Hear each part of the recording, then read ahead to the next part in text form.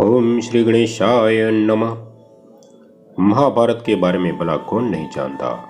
इसकी महिमा के बारे में कहा जाता है कि अगर तराजू के एक पलड़े पर चारों वेद रखा जाए और दूसरे पलड़े पर महाभारत, तो निश्चित रूप से दूसरा पलड़ा भारी पड़ेगा। कहने का तात्पर्य है कि महाभारत में समस्त वेदों पुराणों का निचोड़ है और इसकी सबसे खास बात यह है कि माननीय पक्ष का ऐसा कोई मूल्य नहीं है जो महाभारत के कवर ना किया गया हो। कहा जाता है कि भगवान की समस्त 16 कलाओं का महाभारत में वर्णन है, पर यहाँ इस कथा में हम बात करेंगे महाभारत काल के उन 7 योद्धाओं की जिनका वध असंभव था, किंतु उन्हें छल से मारा गया है। मित्रों, अगर आप हमारे चैनल पर नए हैं तो चैनल को सब्सक्राइब जरूर कर दीजिए, पास में बेल आइकन पर क्लिक कर दीजिए ताकि इस प्रकार की कथाएं आप तुरंत देख सके। तो चलिए आज की वीडियो शुरू करते हैं, जिसके अंदर ऐसे महान 7 योद्धाओं के बारे में जानते हैं जिसका वध असंभव था। सबसे पहला नाम आता है जरासंध।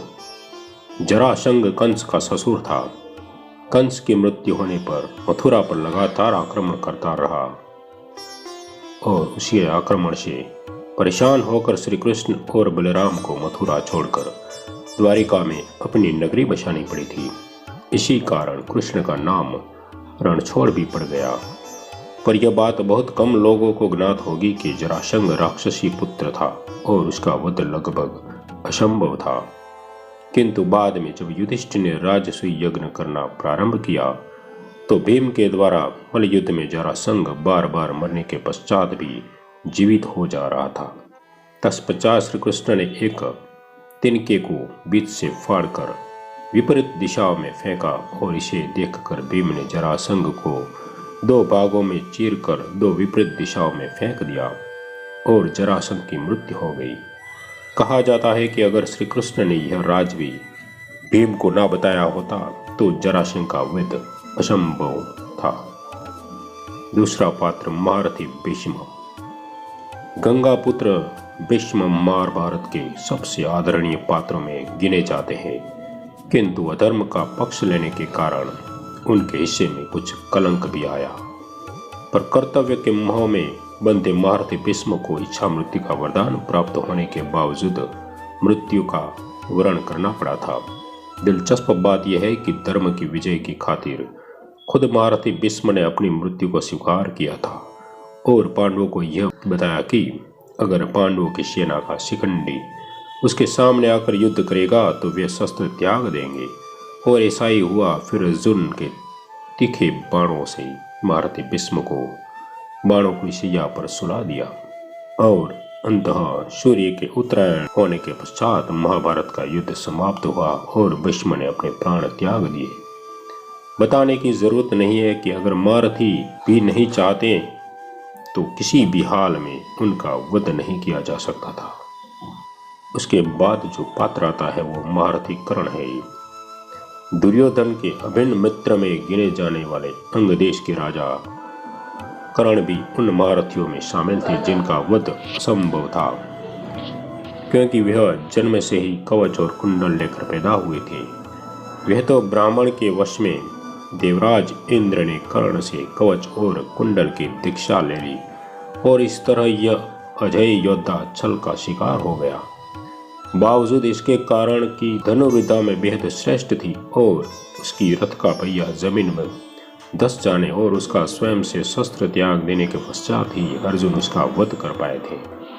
उसके बाद में जो पात्र आता है गुरु द्रोणाचार्य का।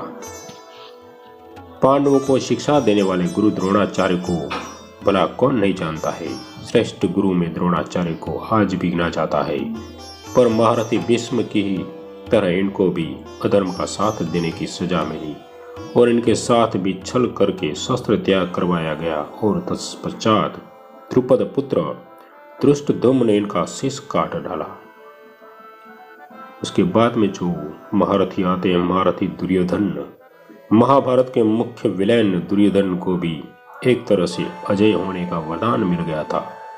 गदा युद्ध में तो दुर्योधन पहले से ही पारंगत हो चुका था और जब उसके पक्ष के तमाम योद्धा एक एक करके मार डाले गए तो दुर्योधन की माता गांधारी ने उसे अजय बनाने के लिए एक अपने जीवन भर की आंखों पर पट्टी बांधने की प्रतिज्ञा तोड़। पर जैसा ही हम सबको ज्ञात है, दुर्योधन ने अपनी माता गांधारी के आदेशों का भी पूरी तरह से पालन नहीं किया और वह श्री कृष्ण के छल का शिकार हो गया।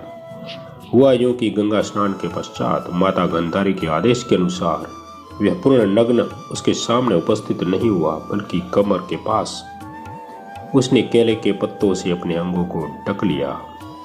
और जब माता गांधारी ने अपनी आंखों की पट्टी उतारी तो उसका शेष शरीर तो वज्र का हो गया, किंतु जहां उसने केले के पत्तों को लपेटा था वह हिस्सा कमजोर ही रह गया।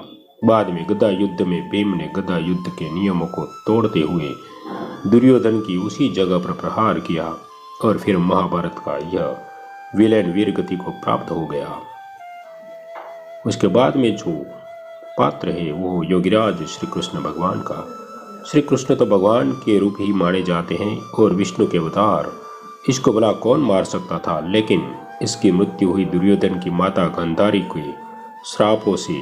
जब समस्त कौरव कुल का नाश हो गया, हस्तिनापुर में त्राहिमाम मच गया, तब श्री कृष्ण को माता गांधारी ने श्राप दिया कि जिस तरह हस्तिनापुर का कुल विनाश को प्राप्त हुआ, कौरव का वंश नष्ट हो गया, ठीक उसी प्रकार श्री कृष्ण का जीवन नष्ट हो जाएगा। और हुआ भी यही।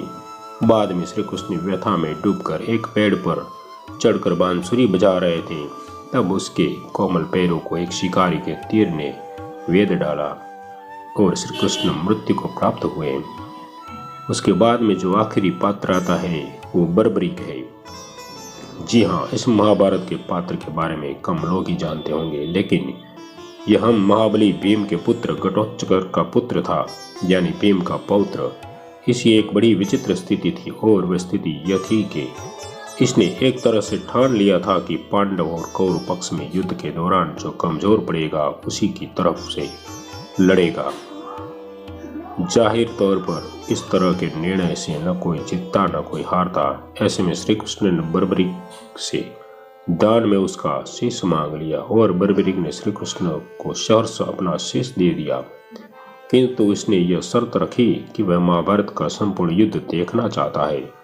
श्री कृष्ण ने उसकी यही इच्छा पूरी की और पहाड़ की सबसे ऊंची चोटी पर उसका शीश रखा दिया और वहां से बर्बरीक ने संपूर्ण युद्ध देखा। जाहिर तौर पर बर्बरीक समय उपरोक्त सब युद्ध महाभारत काल के ऐसे योद्धाओं में से थे जिनका वध असंभव था। तो मित्रों, इस प्रकार से महाभारत के ये 7 महायोद्धा थे जिसका वध करना असंभव था, लेकिन भगवान श्री कृष्ण के कुछ उपाय से, कुछ छल या फिर कुछ कल से इन महायोद्धाओं को युद्ध में वध किया गया ताकि धर्म का विजय हो। मित्रों, इस प्रकार की वीडियो देखने के लिए हमारे चैनल को सब्सक्राइब जरूर कर दीजिए। वीडियो पसंद आई हो तो लाइक जरूर कर दीजिए। मिलते हैं ऐसी न्यूज़ के साथ, तब तक के लिए जय श्री कृष्ण।